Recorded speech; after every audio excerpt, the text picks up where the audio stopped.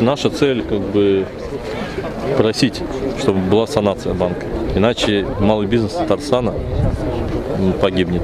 Хәзерге дөньяда беркемгә ышанычлык юк, особенно безнең правительствога.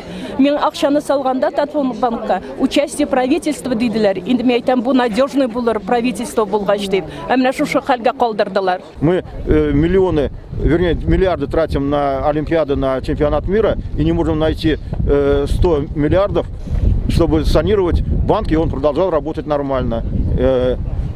Вот чего мы требуем и чего добиваемся. Это, по-моему, очевидное решение, которое лежит на поверхности.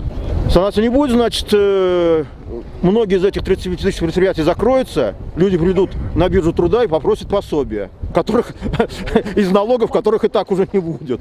Үзем дә югалттым, мин дә бернинди дә, миңа дә шулай нигә Татарстан банкка килгән идем, минем акчаны переоформить итәргә кирәк иде.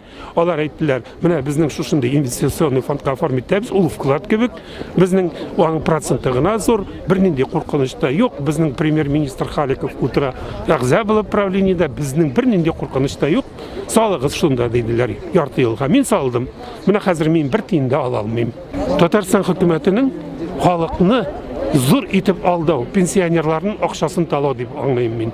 Чөнки Татарстан хөкүмәте 45% кулында тоткан икән, ул банкны һәр вакыт контролировать итеп торырга тиеш. Аның эше белән кызыксынырга тиеш. Халыкты ышанды хөкүмәткә, мусинга түгел, ниндидер банкка түгел.